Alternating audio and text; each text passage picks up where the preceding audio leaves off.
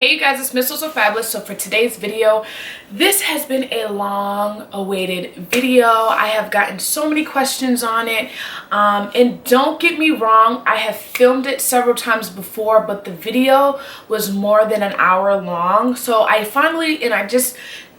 didn't want to edit it, so I just finally decided that I was just going to break this down in different videos. So this is just going to be a whole segment, and this segment is going to be on how to become a makeup artist. So this video today is just going to be a generalizing video on, how I got started and different tips that I can give you guys on how to start becoming a freelance makeup artist.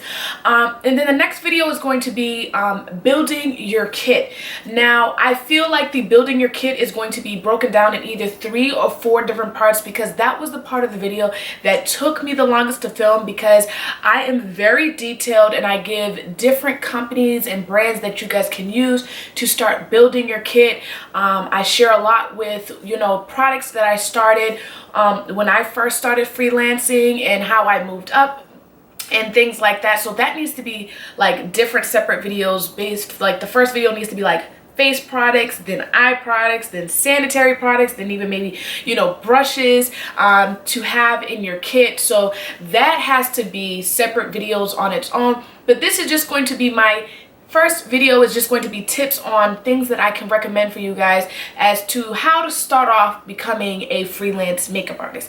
Now, for me, when I first started, it wasn't something that I thought I wanted to do.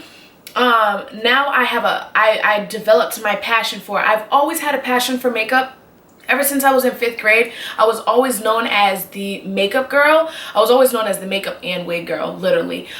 So it was just a hobby for me, and I started off in, I want to say about senior year of high school, senior year of high school, I started watching makeup tutorials and stuff, and I started buying all these products and stuff from watching YouTube videos. And my mom kept telling me, like, I don't know why you're buying all these makeup products. You have one face. You don't need all of this stuff. So then I decided, you know what? Well, why don't I start making YouTube videos? Then I'll be able to utilize these products. And then, maybe somebody out there might like to hear, my take on some of these products out here, since I was just hoarding all of this makeup. Well, one of my friends in Boston, he is into fashion, and he's a model, and he puts on a lot of different showcases. He reached out to me one day and was like, hey, I know you do the whole makeup videos on YouTube.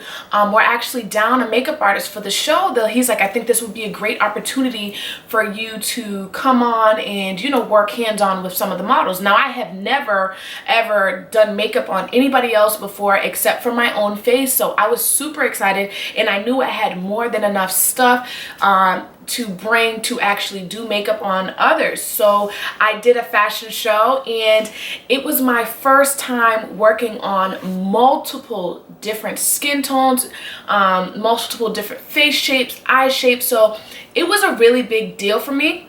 Now, one thing I want to mention to you guys is that this was a free show. I was doing it for free. It was more so the experience of doing it. That's one of the things I could recommend.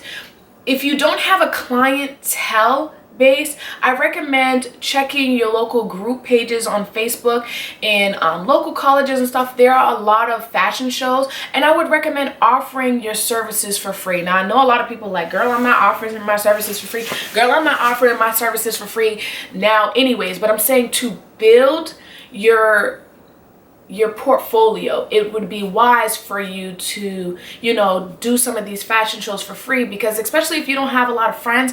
I don't have a lot of friends, so it wasn't easy for me to, find, a white girl or a Hispanic girl or a dark-skinned girl that I can work on, to take pictures for my portfolio. So it was just easier for me to build my portfolio by doing these fashion shows, because not only could I get the before and after pictures of my own work, but then after the fashion show, they actually take professional pictures. So then that helps build your professional portfolio.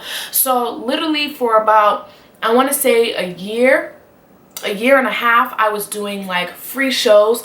I wasn't doing a lot of them because once again, you know, our makeup costs a lot of money. You know what I'm saying? That stuff doesn't come cheap. So when I would do fashion shows and stuff like that, the only recommendation, the only way I would do the show for free is if the models brought their own foundation, because foundations and concealers and stuff is the #1 thing that you probably run out of the most in your kit. So it was just easier for me to do these shows for free, because you're not going to run out of your eyeshadows anytime freaking soon. Like, who barely runs through an eyeshadow like that, you know? So I would do these shows for free, but recommend that all of the models bring their own foundations. Once again, it was more so for me to build my portfolio on how I did my work on different skin tones. So that's #1.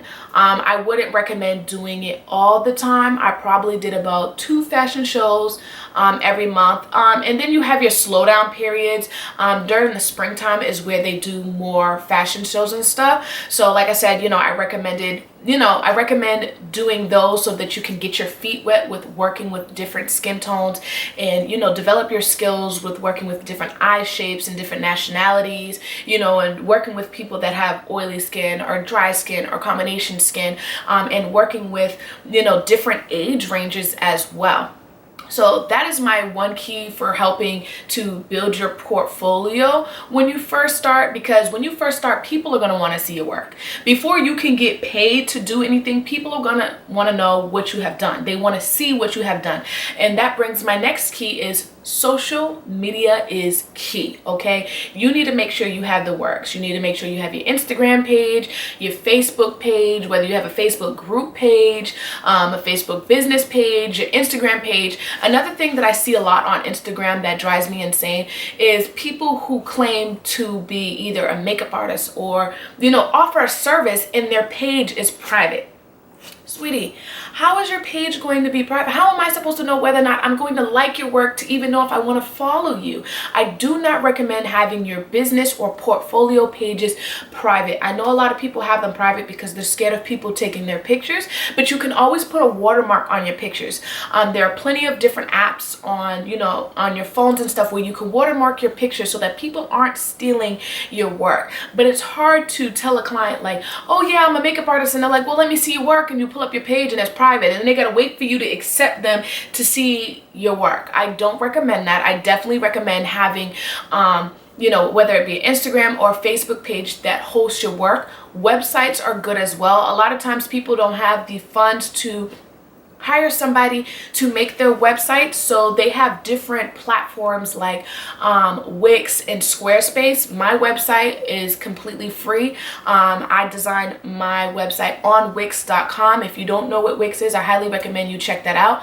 And you can have a professional looking website, so when you do give people your business cards and flyers and stuff, they know you mean business because you have a professional website that showcases your work. But if you're not technology savvy to actually sit down and create that yourself, that's where you have your Instagram page. Now, I do recommend having separate Instagram pages. Now, for people that like to have their page private, keep your personal page private, but then I would create a separate business page where people can see your work. Now, when I first started with Instagram, I had 1 page. Now I have 3. I had 1 page because when people wanted to see my work, they would go on my mzosofabolousTV page, and they're scrolling through all of the pictures that I take of myself every day just to see the pictures of my clients. So then I started a separate page, which is my Desire Beauty MUA page, which is just strictly all of my work. If you want to see any of my work, whether it be my makeup photos, my nail photos, my eyelash, brows, any service that I offer, that is the page where I can just direct my clients directly to that, so they don't have to filter through my pictures. They can just see all of my work. And then I have a separate page for my eyelashes because, as you guys know, I have my own eyelash company. So I keep those pages separate. So I definitely recommend having social media and your different social media platforms, because we live in a social media world. People live their lives on Instagram and Facebook So I definitely recommend that. I have 3 different Facebooks as well. I have a personal Facebook page. I have my YouTube Facebook page, which is mzosofabolousTV. And then I have my business one, which is my Desired Beauty MUA page. I definitely recommend, and it does get a little bit challenging with juggling multiple pages, but once you get the swing of things, it's going to be very easy. So that's number 1. So that's number 2. Social media is definitely key where you need to display your work. Number 3, make sure you take pictures of everything. Make sure you take pictures of everything, because even though you might not feel like you are at the level of skills to where you want to be, it's always good to showcase all of your work, because it also helps to show how much you have elevated throughout the years.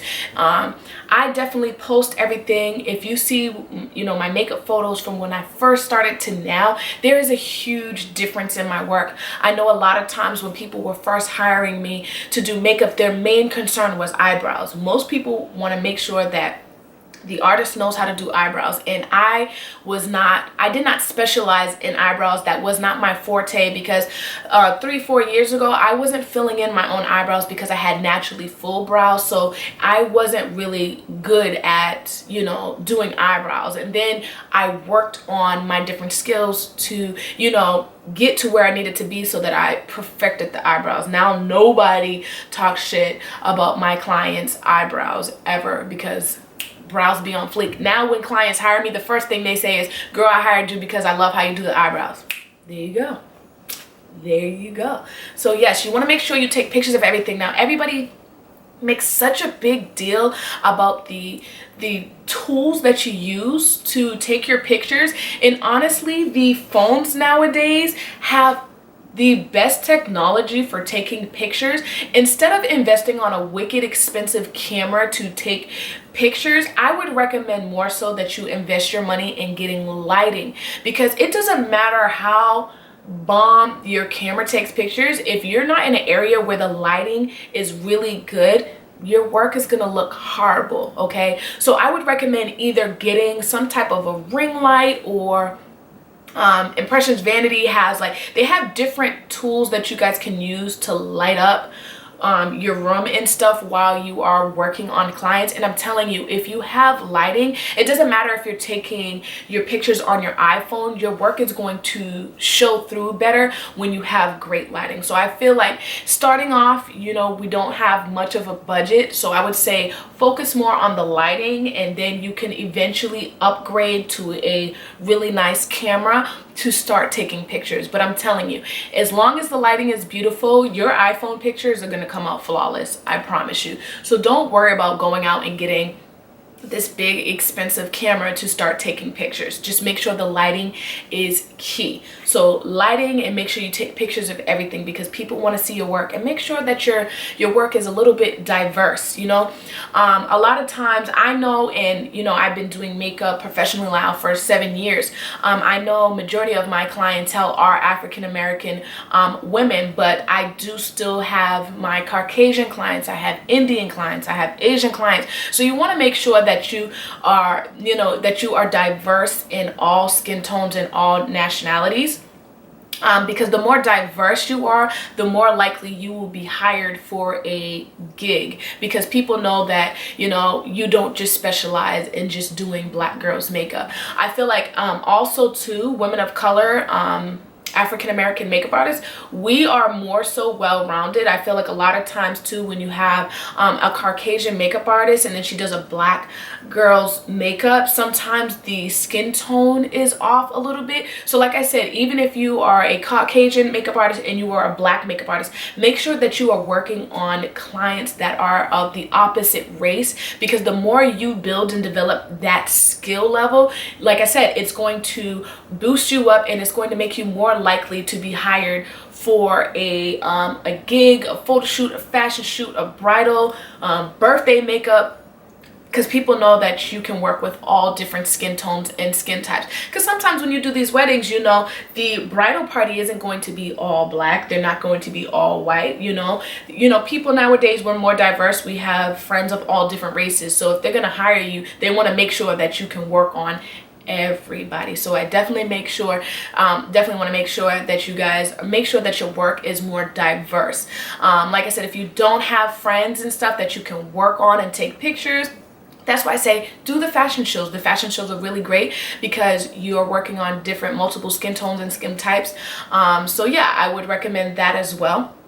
Also, I would recommend getting business cards or flyers. So networking is key as well. So you want to make sure that you network as much as possible. So make sure you have your business cards on there. You can get wicked inexpensive business cards from Vistaprint. I get all of my business cards from Vistaprint. I get about 250 business cards. You can get 250 business cards for like $10, and Vistaprint is always having a sale too. So you can get like 1,000 business cards on like a holiday for like $5 literally. So make sure, if you don't have a graphic designer to make your own business cards, they have different templates that are already made up, and you just take their information out and put your information in. I love doing flyers as well. When I first started, after I did my first fashion show, I knew that that was something that I wanted to do for the rest of my life. Like, I knew it was something that I couldn't get sick of, and I was super excited to actually have the opportunity in doing it, so that I took those pictures, and I actually I went to school. I have a background in graphics, so I do all of my own you know, stationery packaging and stuff myself, but you can always find, you know, cheap people on like Craigslist and stuff that can design something for you. But I had flyers made, and what I did, when I tell you I networked and I hustled my ass off to make sure that I can get clientele, I got flyers made on Vistaprint, and what I did was, in my local area, I went to all of the salons, barbershops, and nail shops, and I asked them if I could put my flyers in there. So that's one thing. People are going to pick up not everybody's going to pick up and read your flyer, but the more people start seeing and hearing your name, people are going to want to know who you are and what you're about. Another thing that I did too, on top of the flyers, on the flyers, what I did, I started charging like very low. When I first started, I was doing I believe I was doing $35 a face when I first started. So my thing was, I wanted to get more people in, because the more people I started working on, the more those people would do word of mouth, and word of mouth is probably the biggest thing. It's the easiest and the most inexpensive what is it called, advertisement for you. So what I did was, I was charging $35 a face, but so I can get more people in and get more before and after pictures and get more pictures for my portfolio, I offered a special to people. So it was $35 a person. But if you brought a friend with you, I would do both of their faces for $25. So I did that for like the first year, so that I can build my clientele, and every year I went up in price. I'm not going to tell you guys what you guys should charge as far as makeup. First starting out, I wouldn't charge an arm and a leg. I don't even charge what I'm supposed to nowadays. Everybody always tells me that I should charge more, but I just don't feel it's necessary to charge somebody an arm and a leg for something that's only going to last one day. So that's completely up to you, but I don't think starting off you should automatically think that you're supposed to get paid for everything, especially if you don't have the portfolio to back up your work. But once you get to that level, you can start charging.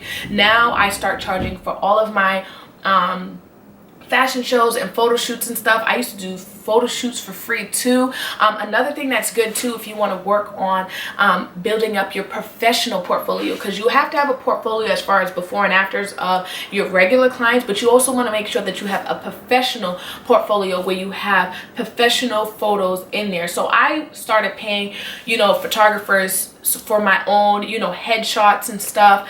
Also what I did too is, there is a local photography school, here in Boston, and I actually linked up with some of the photographers that were taking classes in that school. Now that is a good way to get professional pictures for free, because when the students are going to school for photography, it is a part of their curriculum to work with makeup artists, hairstylists, and different stylists to you know, book for a shoot. So what they would do is they would seek makeup artists, and you know, they would have a concept for a shoot, and you would come do it, and they would give you the pictures for free, and you would get the credits for it. So that's another way that you can, you know, build your professional portfolio on a low budget. If you don't have the money to pay for a really nice photographer, go to a photography school, because these kids need these credits and they need these photos, you know, in order to pass a grade. So that is another way where you'll be able to,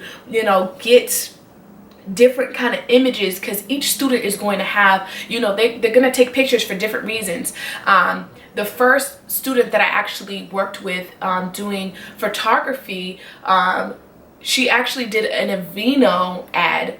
So not only was it a part of her school, but it was also good for me, because now I can put in my portfolio that I worked with Aveeno. And I didn't just do makeup, I ended up doing the hair for the photo shoot as well, and the pictures came out phenomenal. I was so excited. So I continued to work with that girl, and then once that girl graduated, she passed my name on to another girl that used me the next year, and so on and so forth. So there are many different avenues where you guys can get, you know, really nice professional photos for inexpensive or no money at all. A lot of people, a lot of photographers that are trying to build their portfolio too, do time for photos as well. They call it TP, time for photos. So you could go online and look for people who are looking to do that as well.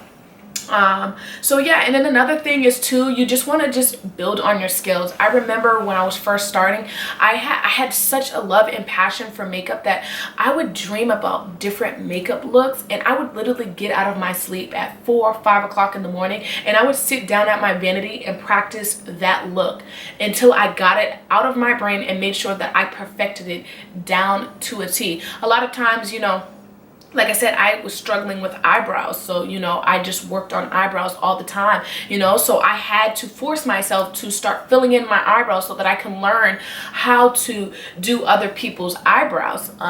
You know, a lot of people starting off, you know, they're scared with doing a winged liner, and there's so many tips and tricks that you guys can do. It's all about practicing. They also have different mannequins too. I think it's called, I don't know if it's called a face chart, but if I remember, I will put a link to it down below, where they actually have little mannequin heads where you can practice, you know, different makeup looks on the mannequin head.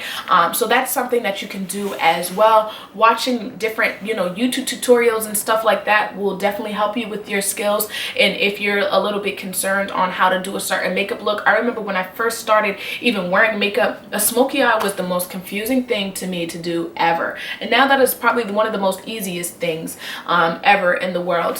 So yeah, and just have confidence, enjoy it. Just, if you have a passion for it, you want to make sure that you enjoy it. You don't want to just do it just for a paycheck. The more you love it, the more it seems like you're not working at all. And just have confidence in your work. Nowadays, people hire me not only one for my skill, but for my speed as well. I am actually known as Boston's speed makeup artist. I can do somebody's makeup in 15 minutes tops. 20 minutes if I'm taking a long time, and that's because the person is either being picky. I get anxiety about taking too long. You don't want to focus too much on the speed, but I like being known for my speeds, because now I get booked for bigger bridal parties, guys. But I hope this video was helpful for you guys. If you guys have any questions, if there was something that I left out, like I said, I'm going to address the kit part of building your kit in a separate video that has to be broken down, because I can talk about that for hours and hours upon end. But if there's anything in here that I did not talk about that you might have wanted to know, please leave them in the comment section below, and I will address them in the next upcoming video. So this is going to be a series, and a lot of people were mad at me because I talked about this series before, but now we are going to have the makeup artist series 101 for you guys. So like I said, if I didn't answer a question that you guys are interested in knowing, please leave that in the comment section below. This shirt I'm wearing is from Forever 21. On my lips, I'm wearing ColourPop's Tool with Vino lip pencil. I do have a tutorial on this makeup look, so make sure you check that video out. I hope you guys enjoyed this video. Please make sure you follow me on all of my social networks. Make sure you thumbs up this video so that I know that you guys are enjoying these videos and would like to see more of them. And as always, you guys have a nice and wonderful day. Bye.